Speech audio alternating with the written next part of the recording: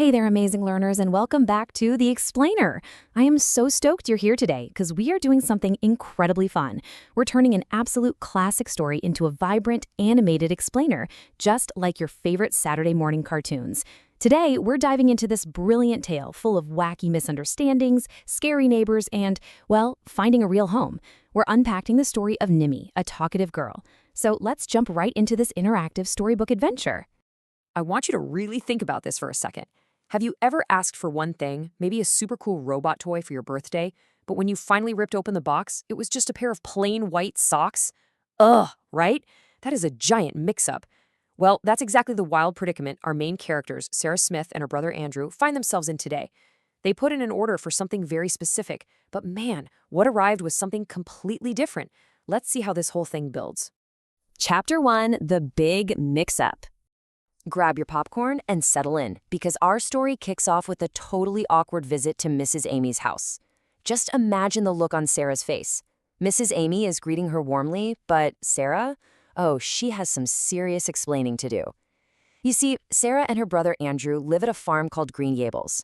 They actually sent word that they wanted to adopt an 11-year-old boy from the asylum to help Andrew with all the heavy farm chores. But guess what? Yep, there was a massive mix-up. Instead of a strong, quiet farm boy, they got Nimmy, an 11-year-old extremely talkative girl. And standing there in her pink dress, Nimmy isn't exactly thrilled about being treated like a giant mistake. All right, it's time for a pop-up word alert. Today's word is grumpily. Basically, it means being annoyed with anger. When Mrs. Amy cheerfully asks Nimmy how she's doing, the story explicitly notes that Nimmy answers, well, grumpily. And honestly, can you blame her?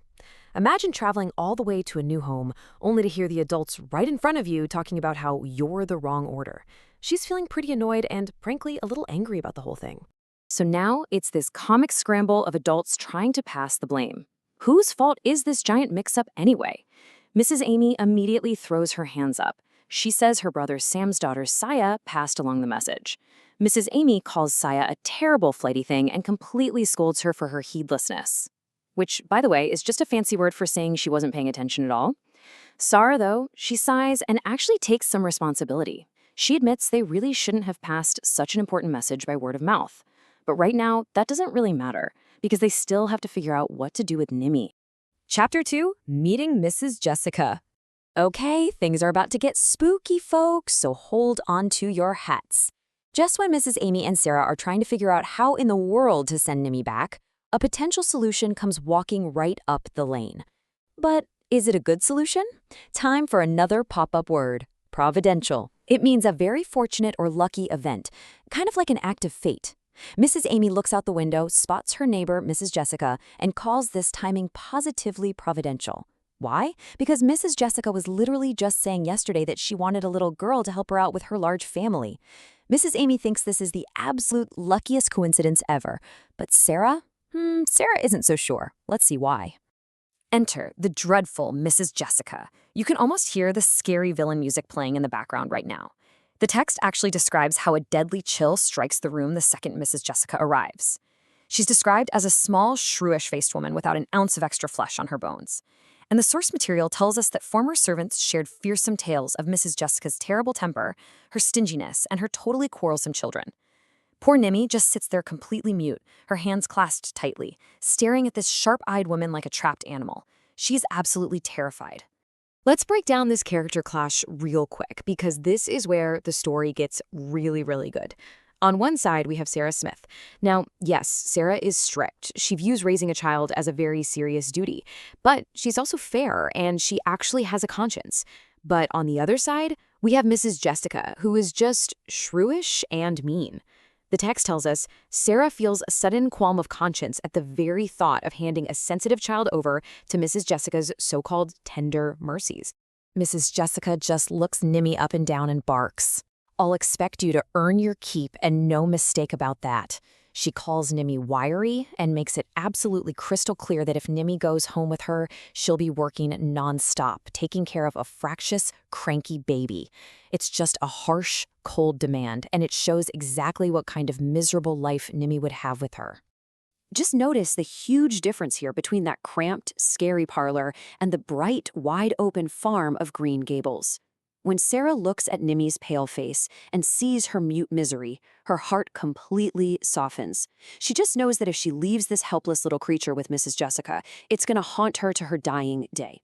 So in this amazing, brave twist, Sarah tells Mrs. Jessica, "Well, I don't know. I think I'd better take her home again and talk it over with Andrew."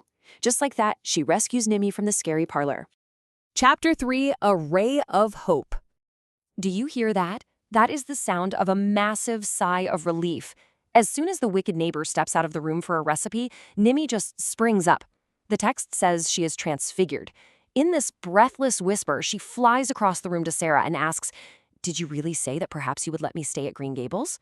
Nimmy is so intensely passionate about this that she basically declares she would rather go all the way back to the scary asylum than live with Mrs. Jessica, and she actually uses a very specific funny insult to describe her. Which brings us to our next amazing vocabulary word, gimlet. A gimlet is a small, sharp tool used for drilling holes. Nimmy passionately tells Sarah that Mrs. Jessica looks exactly like a gimlet. She means Mrs. Jessica has a sharp, piercing, and just all-around unpleasant face. Now, Sarah is very strict, so she severely tells Nimmy to hold her tongue and behave like a good girl. But secretly, the narrator tells us Sarah actually has to smother a smile. She knows Nimmy hit the nail on the head. Chapter 4, Nimmy's New Home. All right, we're coming into the home stretch now. Sarah and Nimmy hop back in the buggy and head back to Green Gables, where Uncle Andrew has literally been prowling along the lane, waiting anxiously for their return. This moment perfectly captures the dynamic between Sarah and Andrew. When Sarah tells Andrew about Mrs. Jessica wanting the girl, Andrew is totally horrified. He says he wouldn't give a dog to that Jessica woman. He is just delighted to have Nimmy back, calling her such an interesting little thing. Sarah, of course, keeps up her strict exterior and insists that keeping Nimmy is just a sort of duty and that she'll make it her business to train her to be useful.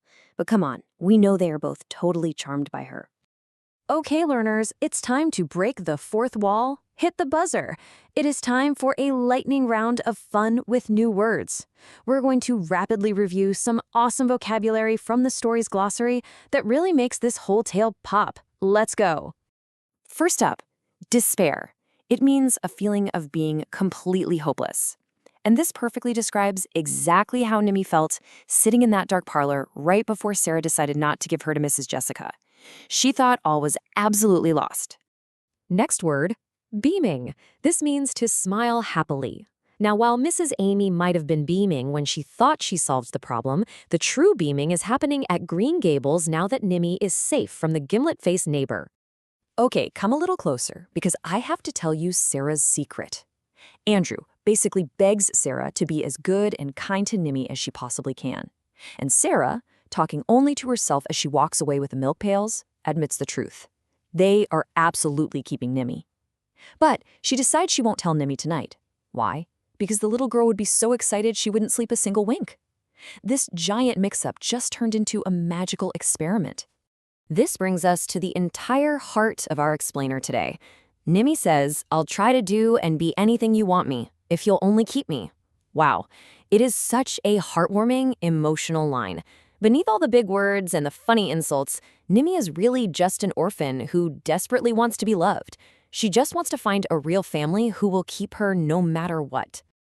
So, as we wrap up this fantastic animated explainer, I want to leave you with one final thought.